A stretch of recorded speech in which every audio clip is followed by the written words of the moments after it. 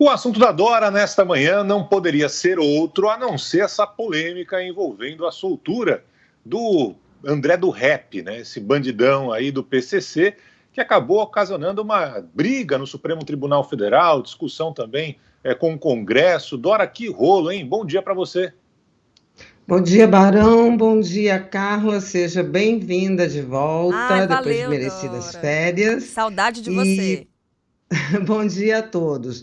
O Barão, pois é, isso aí suscitou uma discussão que eu acho que vai muito além de divergências de ministros do Supremo, que eu acho normais, você quer saber, dependendo dos termos, né? O que eu não acho normal são determinadas divergências que se expressam em termos inapropriados, mas o fato da divergência interna não me parece nada grave. Essa história, é bom a gente não perder de vista, como é que ela começa? Com a introdução no Código de Processo Penal de um dispositivo que visava o quê? Essa revisão, essa obrigatoriedade da revisão da prisão preventiva. Ninguém estava preocupado com a legião de injustiçados nos cárceres, né? Começaram a ficar preocupados quando a lei começou a atingir os até então intocáveis. E aí baixou a preocupação.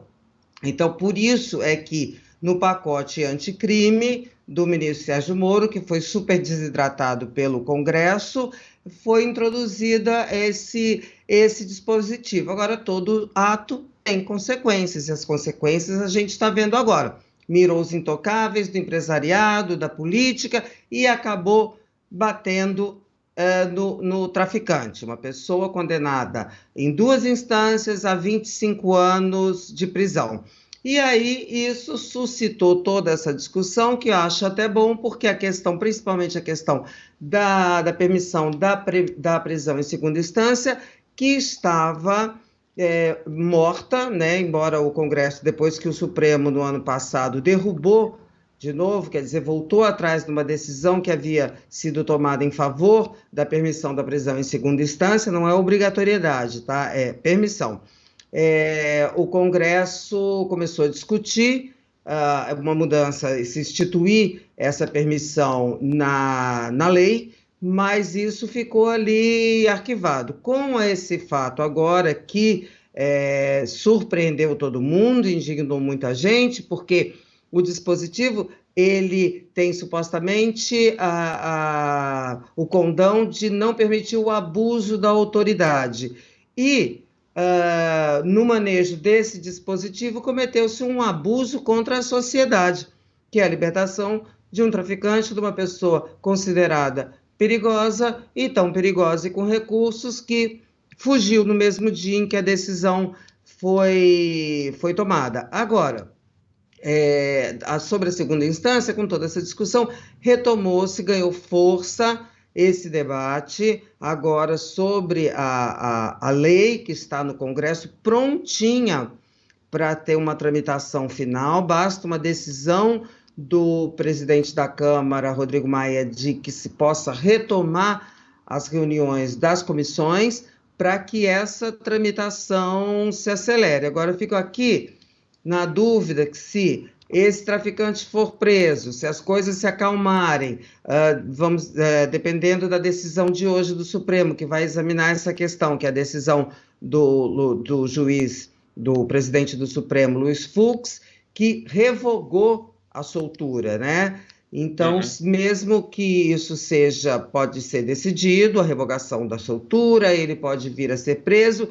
A minha preocupação, a pergunta, a dúvida é, bom, se isso acontecer, de novo, arrefece a discussão sobre a prisão de segunda instância, porque, Barão e Carla, se essa decisão que anteriormente o Supremo havia tomado de permitir a prisão em segunda instância estivesse em vigor, nada disso teria acontecido, porque o traficante em questão é um condenado em 2 instâncias de colegiado.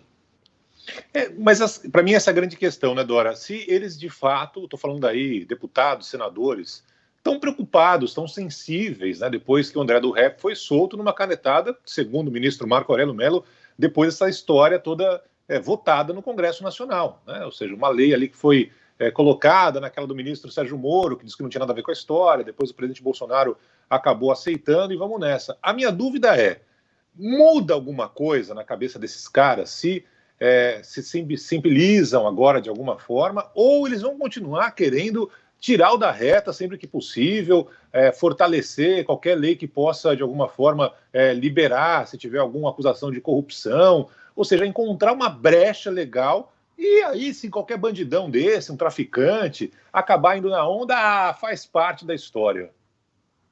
Olha, a sua dúvida é a mesma que a minha, porque enquanto se mantivesse, esse cara continuar solto e isso continuar alimentando esse clamor, essa indignação, aí eu acho que tem condição desta questão específica de caminhar.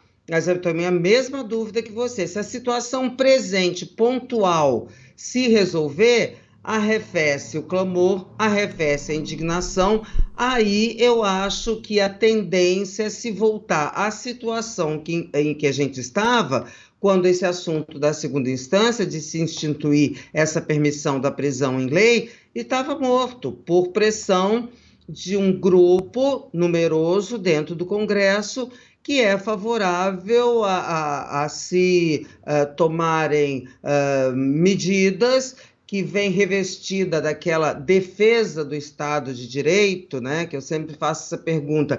Quando a impunidade graçava frouxa e solta, o Estado de Direito estava sendo respeitado? Acho que essa é a questão. É óbvio que não, né? Então, eu acho que esse fato é que empurrou a questão da segunda instância, mas eu tenho a mesma dúvida que você.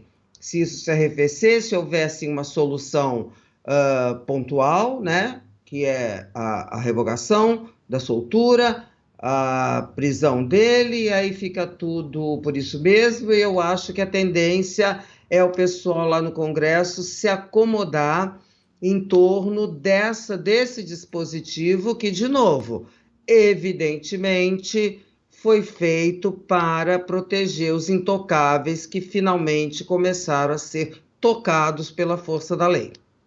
Dora, você dizendo isso me traz uma sensação que é muito frequente quando a gente observa esse tipo de pataquada, né, esse tipo de situação esquisita, que nada é feito por acaso, né? Nada acontece por acaso. Essas decisões normalmente elas são tomadas com base nas consequências. Será que mesmo o ministro Marco Aurélio Mello não sabia de que caso se tratava? Porque ele disse que não olha para a capa do processo quando ele toma esse tipo de decisão. A gente sabe que essa fuga desse criminoso ter sido concretizada, a gente voltou a falar no pacote anticrime, a gente voltou a falar no ex-ministro Sérgio Moro, a gente voltou a falar dessa relação entre o Ministério da Justiça e o Congresso Nacional. Eu pergunto para você das consequências, das outras consequências que vêm depois dessa confusão toda e dessa prisão. A gente percebeu que o ministro Sérgio Moro, ele fez questão de ter uma postura um pouco menos combativa com relação ao presidente Jair Bolsonaro. Ele se posicionou e disse sim, eu avisei ao presidente que isso poderia acontecer, ele não tomou nenhum tipo de atitude, mas a culpa não é necessariamente dele. A gente teve um Congresso Nacional que discutiu esse assunto e a partir disso é que a gente teve a inserção desse artigo que está gerando tanta confusão. Eu pergunto para você, politicamente, o que pode acontecer a partir dessa situação? A gente pode ter consequência para o ex-ministro Sérgio Moro, para o presidente Jair Bolsonaro, ou vai sobrar tudo para o Supremo Tribunal Federal mesmo? Olha, eu acho, bom, primeiro na questão da responsabilização, ela é coletiva. Eu acho que mesmo o Sérgio Moro aí tem razão. Não pode se responsabilizar exclusivamente o presidente Jair Bolsonaro, embora ele tivesse poder de veto e tenha sido avisado pelo então ministro da Justiça disso, né, que seria conveniente vetar esse dispositivo. Agora, a consequência disso, o Carlos, é aquela coisa, né, do conselheiro Acácio, as consequências vêm depois. O problema é esse. Não é? Porque aí vamos ver o que vai acontecer, tudo vai depender se isso vai se firmar, se vai se dar jeito nessa questão específica ou se não vai se dar jeito, se não vai se corrigir algo assim, porque aí tem várias coisas, tem o Ministério Público também, o argumento do ministro Marco Aurélio, a gente vendo como o ministro Marco Aurélio sempre se posiciona, faz sentido, porque ele é assim, ele é um legalista a qualquer preço, para ele não interessa, né? Ele não é o chamado bom, não vou, que presta atenção, que privilegia as consequências, vamos desistir dessa palavra. Tá.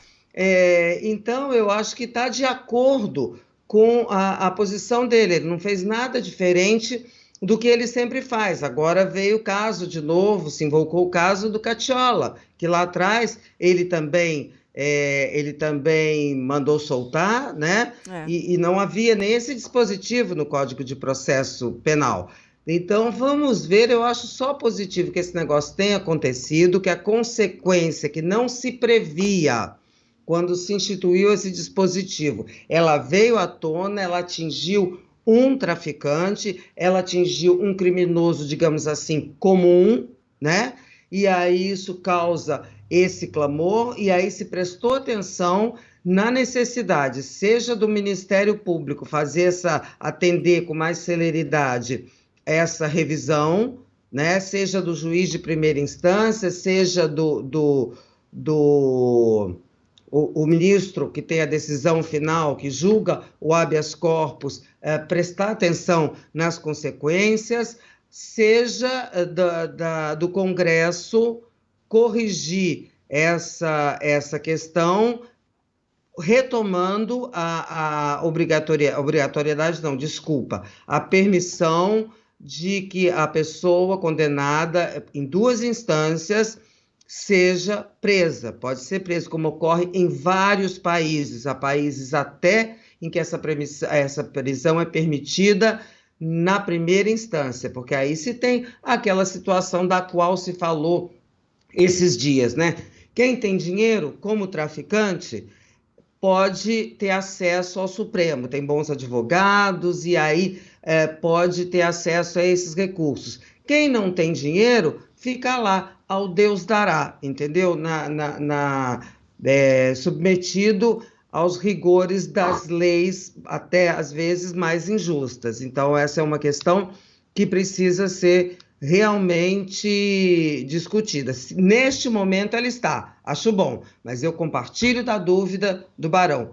Vai continuar? Porque somos aqui os zeros em vezeiros em ter uma mobilização em torno de um assunto enquanto ele está quente, depois esfria e volta tudo à situação anterior, quando nem sempre essa situação é a situação correta e adequada.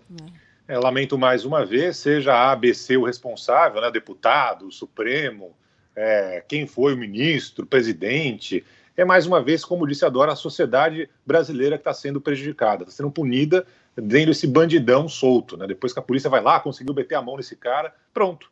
Alguém dá uma canetada por causa de uma lei, incompreensão, a vírgula, o parágrafo, pronto. Está na rua de novo e agora vai ser complicado para prendê-lo novamente. Dora, um grande beijo. Sexta-feira você volta aqui nesse mesmo horário no Band News Station. Até lá. Tchau, gente. Até sexta. Beijo.